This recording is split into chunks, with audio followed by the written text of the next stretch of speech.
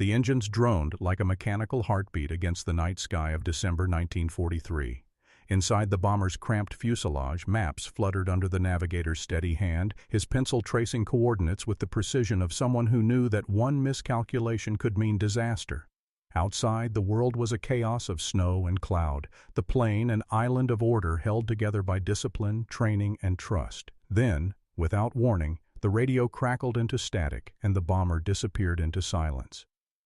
For families waiting at home, the war was already a thief of certainty. Every telegram that arrived carried the weight of both dread and hope. This crew's absence stretched from days into months, their names slowly absorbed into the long lists of the missing. Official records gave only sterile explanations, lost in action. Yet the lived truth was raw. A table set with one less plate, a bed left neatly made, letters unanswered. The order of military paperwork contrasted cruelly with the chaos endured by those who never stopped waiting.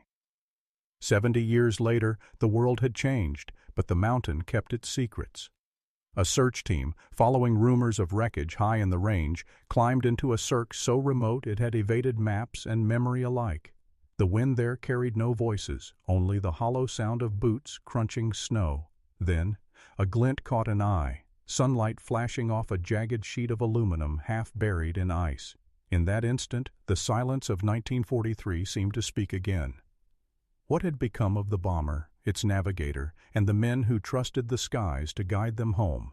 The trail to answers begins not in official archives, but in the hidden folds of the mountains themselves. He had been 23 years old, the second son of a Midwestern family that worked the fields by day and gathered around the radio by night.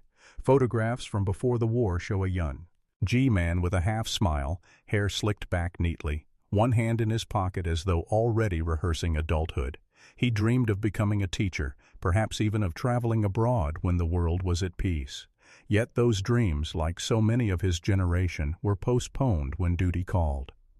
As a navigator, his task was both mathematical and profoundly human, to chart courses through skies that could turn deadly in minutes, to bring his crew safely home. His maps were smudged with fingerprints, margins filled with quick calculations scribbled in pencil. To the others, he was the quiet anchor, the man whose calm voice over the intercom made the chaos of flak and cloud seem manageable. In the disciplined order of the Air Force, he embodied precision. In the fragile moments between missions, he was simply a young man writing letters to his mother, asking about the harvest. His family, like thousands across America, followed news of the war through thin sheets of newspaper, tracing the black lines of arrows across Europe and the Pacific. They knew his squadron number but not his exact mission details. Secrecy was part of service. Still, they spoke of him in the present tense, clinging to the hope that each silence was temporary, that one day a letter with foreign postmarks would arrive and confirm he was alive. When the telegram finally came, it carried more ambiguity than certainty. Missing in action. The phrase balanced on a knife edge between life and death, offering no closure. Military records noted only a routine patrol that failed to return. No crash site, no recovery, no answers. To his family, that absence was unbearable. An empty chair remained at holidays, photographs kept polished on mantels as though attention itself could summon him home. The contrast between his youthful dreams and his wartime duty could not have been starker. One world was filled with the smell of soil after rain, the sound of baseball games on summer evenings. The other was dominated by blackout curtains, ration books, and the mechanical roar of engines over hostile territory. The war had taken him from one to the other with no transition, and then, without warning, erased him altogether. As years stretched into decades, the questions only deepened. How could a bomber vanish without trace in a world that recorded everything? Why did official accounts remain so thin, unwilling, or unable to explain what had really happened? These unanswered questions would linger, waiting for the day when the silence of the mountains might finally give way to truth. The mountain range had always drawn climbers with its raw beauty, sharp ridgelines cutting against the sky, cirques carved by glaciers into amphitheaters of stone and silence. Few ventured into its most remote folds, where the snow lingered even in summer and paths disappeared into scree and shadow.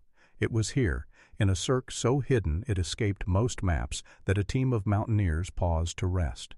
What they first noticed was not the grandeur of nature, but a glimmer at the edge of their vision. Metal, where no metal should be. At first they thought it a trick of the light, sunlight bouncing off quartz or ice. Yet as they drew closer, the object revealed itself. A twisted sheet, jagged and weathered, half embedded in rock. Its surface, though scarred by decades of exposure, reflected unmistakably like aluminum.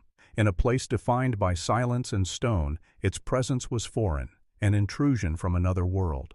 One climber reached out, brushing snow aside, and saw stamped rivet lines, the signature of human design. Word spread quickly, carried not by rumor, but by photographs and GPS coordinates. When the fragments were examined more closely, aviation historians felt a chill of recognition. The construction matched techniques used in the 1940s, a time when aluminum was the skin of war machines. Panels bore patterns consistent with bombers, the kind that once roared across skies in formation. The Cirque, long, indifferent to human history, had been guarding a secret for 70 years. The contrast was haunting, nature's timelessness against the fragility of human endeavor. While granite and glacier endured without change, the wreckage told of a single night when order gave way to chaos. Investigators realized that the fragments were not random debris, but part of something larger, buried deeper beneath snow and stone. If a panel could survive, what else might the mountain still be holding in its frozen archive?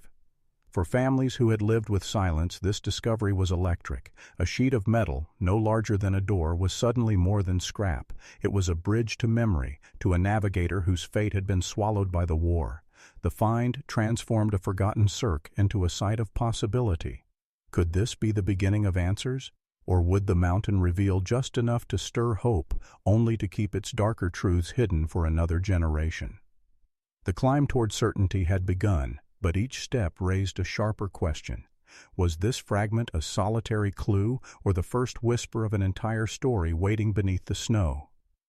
The first discovery had been little more than a glint of aluminum in the snow. But as word spread and experts were brought in, the search shifted from chance encounter to full-scale investigation. Researchers arrived carrying aerial photographs from the 1940s, maps with faded ink, and laptops loaded with satellite data. They were determined to answer the question that had haunted families for decades. What had happened on that night in 1943 when a bomber and its navigator vanished into silence? Reconstructing the past was not simple. Wartime maps were imprecise, drawn under pressure, sometimes distorted by secrecy or by the fog of war itself. Routes were coded, flight plans revised mid-air. In some official dispatches, the bomber was listed as part of a squadron that flew due east. In others, it appeared to veer south toward mountainous terrain. Contradictions abounded, as though the plane had been swallowed not only by the storm but by the bureaucracies tasked with recording its fate. Modern satellite imagery offered new clarity. Researchers overlaid old flight paths onto three-dimensional topography, revealing how easily a storm could have pushed the aircraft off course. What appeared on paper as a straight line over open valleys, in reality, cut dangerously close to sheer ridges and cirques hidden from ground view. In one such cirque, the very one where climbers found the aluminum panel, digital models showed a natural trap. Winds funneled unpredictably, visibility reduced to nothing, escape nearly impossible once entered. Historians dug deeper into the paper trail. Crew logs from the days leading up to the flight showed a navigator meticulous in his notes, but also weary. One entry, dated just 2 nights before, mentioned persistent fog, difficult bearings. Dispatches from command, meanwhile, emphasized urgency. Missions had to be completed despite worsening weather. The contrast was stark. On paper, an efficient war machine pressing forward. In the cockpit, human beings straining against exhaustion and uncertainty. Families of the missing were brought into the loop. For some, it was the first time they had heard specific details about the mission that had claimed their loved ones. Letters written by the navigator, preserved for 70 years in shoeboxes and cedar chests, were read aloud to researchers. One line struck with particular force. If I ever don't come back, promise me you'll remember I tried to do my job." The words hung in the room, heavy with both pride and sorrow. Search teams returned to the Cirque armed with ground-penetrating radar and careful excavation tools. Beneath layers of snow and scree, they uncovered additional fragments, more aluminum panels, twisted spars, and eventually the outline of a wing section. Serial numbers etched into the metal confirmed it belonged to the Mrs. Ing bomber. Each discovery deepened clarity but also sorrow. Here was proof of the crew's final resting place, yet with each piece lifted into the light, the reality of their fate became more tangible, more irreversible. Among the wreckage were personal effects. A fountain pen, its ink long dried, a pair of goggles, lenses cracked but still recognizable, scraps of leather that might once have been a flight jacket. These small objects, ordinary in life, became sacred in discovery. They bridged the gap between official records and lived truth, between the abstraction of missing in action and the undeniable evidence of human presence in that frozen amphitheater of stone. Eyewitness accounts also resurfaced. An elderly farmer, now in his 90s, recalled hearing the distant roar of engines one stormy night during the war, followed by a sound like thunder but sharper. At the time, he dismissed it as weather, but paired with the wreckage location, his memory took on new weight. Others spoke of flashes in the mountains, rumors that circulated in villages but were never officially investigated. Oral history, once considered unreliable, now filled the gaps left by incomplete documents. The geography itself explained why the bomber had remained hidden so long. The Cirque's bowl-like walls funneled avalanches each winter, burying anything within under tons of snow and rock. Glaciers advanced and receded, grinding wreckage deeper into the landscape. Unlike open valleys where wrecks might be spotted by air, this Cirque swallowed evidence whole. To stand there was to understand why 70 years of searching had failed. The mountain had conspired with time to keep it secret. Yet with every piece of evidence, a more pressing question loomed. Could the crew be identified? DNA analysis of any remains, if found, would be challenging after decades of exposure, but not impossible, as military archives might match serial numbers of equipment to individual airmen. Families, still living with absence, hoped for confirmation, not only of death but of presence, that their loved ones had not simply disappeared into myth. The investigation became more than an academic exercise. It was an act of restoration.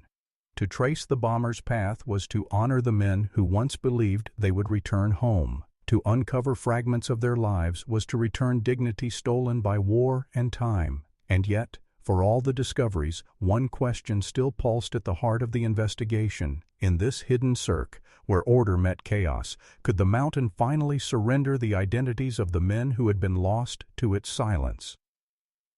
The search had stretched across years and seasons, each expedition clawing a little more from the mountain's grip. Then, on a late summer morning, the breakthrough came. Excavators cleared a patch of scree, and beneath it emerged a twisted frame of steel. Slowly, the outline of a fuselage took shape. A skeleton of the bomber, its ribs bent and broken, yet unmistakably the aircraft that had vanished in 1943. Nearby, fragments of painted insignia still clung faintly to metal, ghostly traces of a war long ended. Among the debris, searchers uncovered what they had both hoped for and dreaded: human remains. Bones weathered by decades, entangled with fragments of uniform fabric, lay where the crew had fallen. Each discovery was met with silence, hats removed, the team pausing as though to return dignity to the men whose voices had been stilled. These were not anonymous casualties anymore. They were fathers, brothers, sons who had once been listed only as missing in action. Now, they were found. The contrast was piercing.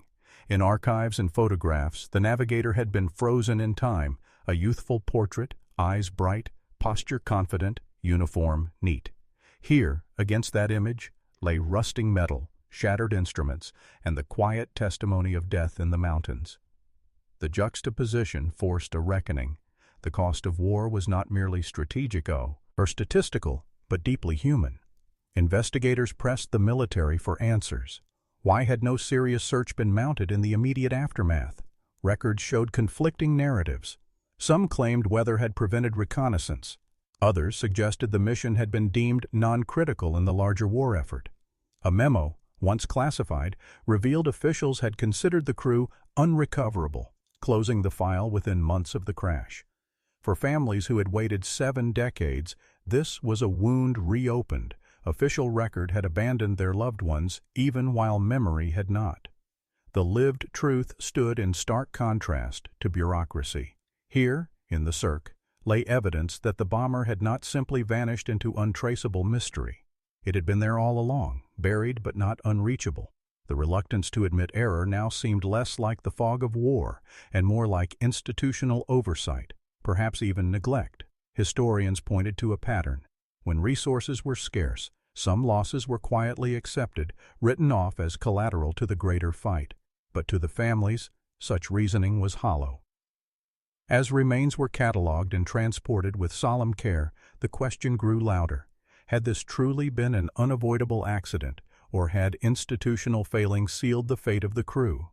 Technical analysis showed the bomber had likely been pushed off course by severe downdrafts, but there were hints of mechanical issues as well.